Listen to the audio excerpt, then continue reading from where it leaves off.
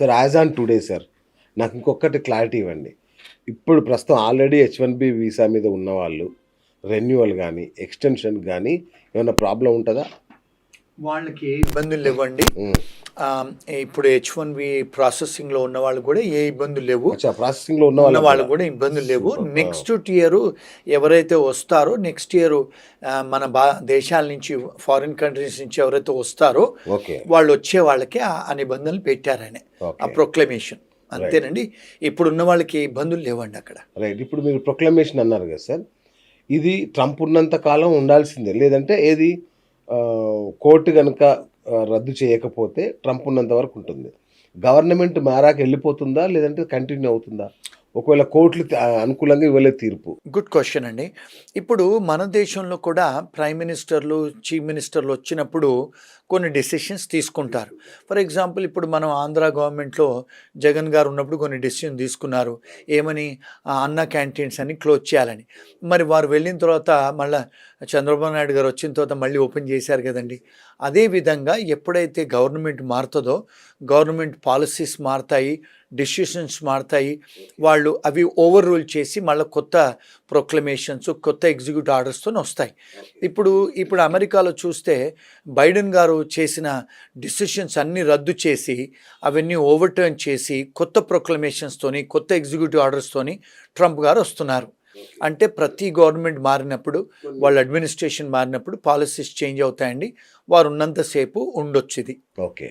Right sir. National interest exemption అని ఇంకొకటి చెప్పారు. సో ఏంటి అది ఓన్లీ నోబెల్ లారెట్స్‌కేనా? లేదంటే పెద్ద పెద్ద కంపెనీల వాళ్ళకేనా? అందరికీ వర్తిస్తుందా అది? ఇది ఇంట్రెస్టింగ్ క్వశ్చన్ అడిగారండి. నేషనల్ ఇంట్రెస్ట్ వేవర్ అంటారు దాన్ని. నేషనల్ ఇంట్రెస్ట్ వేవర్ అంటే ఏమిటి అంటే అమెరికా గవర్నమెంట్కి మీరు ఒకవేళ పనికి వచ్చేవాళ్ళు అవుతే, అంటే నోబెల్ లారెట్సే కాదు, ఎవరైతే వరల్డ్ ఫేమస్ సింగర్స్ ఉంటారో, వరల్డ్ ఫేమస్ ఆర్టిస్టులు ఉంటారో, వరల్డ్ ఫేమస్ స్పోర్ట్స్మెన్ ఉంటారో, ఆర్టిస్టులే కానీ లేకపోతే సైంటిస్టులే కానీ ప్రపంచవ్యాప్తంగా కొన్ని ఇప్పుడు ఫర్ ఎగ్జాంపుల్ ఆర్టిఫిషియల్ ఇంటెలిజెన్స్లో మన దగ్గర కూడా కొన్ని ఇన్వెన్షన్స్ చేశారు. అలాంటి వాళ్లకు వాళ్ళు ఏం చేస్తారంటే ఇప్పుడు మీరు మా దేశానికి ఇప్పుడు ఫర్ ఎగ్జాంపుల్ ఏదైనా మీరు కోవిడ్ కనుక్కుంటారు, మీరు కొన్ని క్యాన్సర్ డ్రగ్స్ కనుక్కుంటారు. ఇలాంటి సైంటిస్ట్ ఎవరైతే ఉంటారో ఇప్పుడు నాసా సైంటిస్టులు వాళ్ళు ఉంటారు కదా, వాళ్ళు ఎవరైతే దేశానికి ఉపయోగపడతారో వాళ్ళు ఏం చేస్తారంటే నేషనల్ ఇంట్రెస్ట్ వేవర్ అనేది ఇస్తారు. వేవర్ అంటే ఏంటి?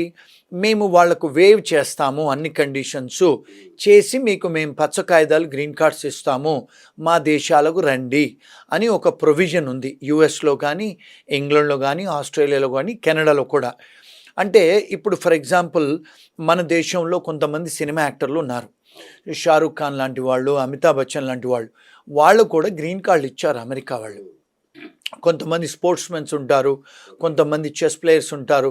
అలాంటి వాళ్ళు వరల్డ్ ఫేమస్ ఎవరున్నా కూడా ఇప్పుడు పద్మవిభూషణ్ అలాంటి వాళ్ళకు కూడా పిహెచ్డీలు చేసి కొన్నిసార్లు పోస్ట్ డాక్టరేట్ చేసి సైంటిస్టులు కూడా అప్లికేషన్ పెట్టొచ్చు. మా ఫర్మ్ నుంచి మేము అలాంటి వాళ్ళకు చాలామందికి ప్రాసెస్ చేశాము, ఇప్పించిన సంఘటనలు కూడా ఉన్నాయి. సో అది న్యాచురల్ కండిషన్స్లో ఇది కాలమిటీ, నేషనల్ కాలమిటీ కదా ట్రంప్ అనే ఆయన. ఇప్పుడు నేషనల్ ఇంట్రెస్ట్ వేవర్ కింద వారు ఏమన్నారంటే doctors, scientist case to case మేము డిసైడ్ చేస్తామని చెప్పారు. అది రెగ్యులేషన్స్ ఏం మార్చలేదు. సో డెఫినెట్గా ఎవరన్నా ఇంటర్నేషనల్ ఎక్లెయిమ్, నేషనల్ ఎక్లెయిమ్ అంటే ఇప్పుడు వరల్డ్ ఫేమస్ వాళ్ళు, నేషనల్ లెవెల్లో ఫేమస్ వాళ్ళు అప్లికేషన్స్ పెట్టుకుంటే అమెరికా వాళ్ళు గ్రీన్ కార్డ్స్ ఇస్తారు. అమెరికా కాదు, ఈవెన్ ఇంగ్లాండ్, కెనడా, ఆస్ట్రేలియా వాళ్ళు కూడా నేషనల్ ఇంట్రెస్ట్ వేవర్ అనేది ఉంది.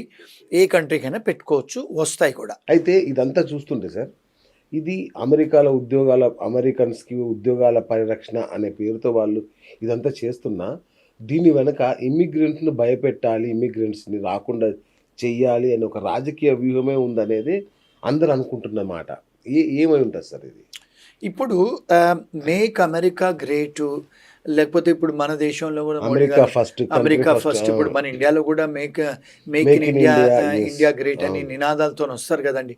ఈయన మేనిఫెస్టోలో ఏం చేశారంటే, ఈయన ట్రంప్ గారు మేనిఫెస్టోలో ఏంటంటే, మేక్ అమెరికా గ్రేటు, అమెరికాకే నేను ప్రొడక్షన్స్ అన్ని ప్రొడ్యూసింగ్ చేసే కంపెనీస్ అన్ని తీసుకొస్తాను, మన అమెరికన్స్కు ఉద్యోగాలు కల్పిస్తాను, అంటే వాళ్ళకు శాలరీస్ కూడా ఇంక్రీజ్ చేస్తాను, ట్యాక్స్ ఎగ్జంప్షన్స్ ఇస్తాను. అంటే గతంలో చూసుకుంటే అమెరికాలో ఇన్కమ్ ట్యాక్స్ లేదండి. యాక్చువల్గా టారిఫ్స్ మీదనే ఆ కంట్రీ నడిచేది సెకండ్ వరల్డ్ వార్ అప్పుడు. సో తర్వాత ఇన్కమ్ ట్యాక్స్ అనేది తీసుకొచ్చారు అమెరికాలో. సో ఆయన ఏం చేశారంటే, ఆయన అడ్వైజర్స్ గతంలో మరి కంట్రీ టారిఫ్స్తోనే నడిచింది కదా, మరి ఇన్కమ్ ట్యాక్స్ ఎందుకు వెయ్యాలి మన ప్రజల మీద అనే నినాదంతోనే వచ్చారు. అందుకని వారు టారిఫ్స్ వేస్తున్నారు, అమెరికన్స్ని గ్రేట్గా చెయ్యాలి, అమెరికన్స్కే ఉద్యోగాలు ఇప్పియాలని ఒక నినాదంతో వచ్చి వాళ్ళు గెలిచారు ట్రంప్ గారు. రెండోది ఏంటంటే, అమెరికాలో అండి ఇప్పుడు చూసుకుంటే చాలామంది ఇల్లీగల్ ఇమిగ్రెంట్స్ ఎక్కువైపోయారు, లక్షలలో కోట్లలో ఇమిగ్రెంట్స్ అయిపోయారు. ఇప్పుడు మెక్సికన్సే కానీ, సౌత్ అమెరికన్సే కానీ, చైనీస్ వాళ్ళు కూడా చాలా ఇల్లీగల్ ఇమిగ్రెంట్స్ ఉన్నారు, ఇండియన్స్ కూడా ఉన్నారు, చాలామంది ఉన్నారు. సో ఇప్పుడు వాళ్ళందరినీ కూడా టార్గెట్ చేసి, వాళ్ళందరినీ కూడా అరెస్ట్ చేసి, వాళ్ళు ఎక్స్పెడైటెడ్ రిమూవల్ చేస్తున్నారు, అంటే డిపోర్ట్ చేస్తున్నారు. అంటే చాలామందికి ఇప్పుడు ప్రతిరోజు నిన్నగాక మొన్న కూడా వాళ్ళు ఇప్పుడు చైనీస్ రెస్టారెంట్స్ మీద దాడి చేస్తున్నారు, అంటే రేడ్స్ చేస్తున్నారు. రేడ్స్ చేస్తే ఇమిగ్రేషన్ పోలీస్ వాళ్ళకి రిఫ్రిజిరేటర్లలో పాస్పోర్ట్లు దొరుకుతున్నాయి, దొంగ పాస్పోర్ట్లు, దొంగ డ్రైవింగ్ లైసెన్స్లు, దొంగ ఐడి కార్డులు, అన్నీ దొంగ దొరుకుతున్నాయి.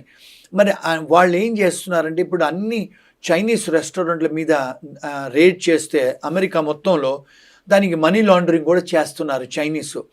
మనీ లాండరింగ్ కాకుండా even drug offences, drug trafficking, drug cartels కూడా ఉన్నాయంట.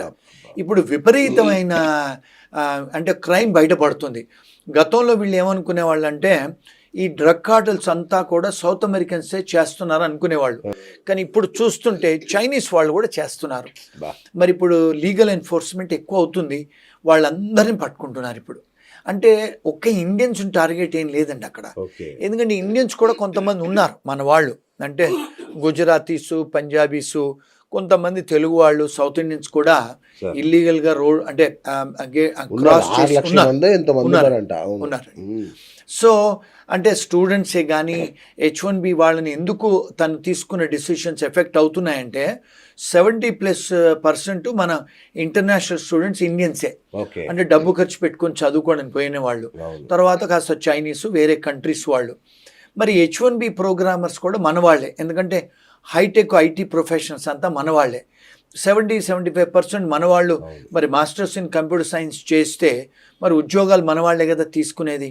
రెండోది ఏంటంటే, మనం అర్థం చేసుకోవాల్సింది, మోర్ దెన్ 70% ఐటీ కంపెనీస్ మన ఇండియన్సే రన్ చేస్తారండి. ఐటీ ప్రొఫెషనల్స్ కూడా మోర్ దెన్ 70% మన వాళ్ళే ఉన్నారు. సో టెక్నాలజీ వర్కర్స్కి ఏదన్నా డెసిషన్ తీసుకుంటే మెజారిటీ ఎఫెక్ట్ అయ్యేది మన ఇండియన్స్కే. సో మన మీడియా వాళ్ళు, మన పాలిటీషియన్స్, మన వాళ్ళు అందరూ ఏమనుకుంటారంటే, ఇండియన్ టార్గెట్ చేస్తున్నాడా అని ఒక క్వశ్చన్, ఎందుకంటే ఎఫెక్ట్ మన మీద ఎక్కువ పడుతుంది కానీ.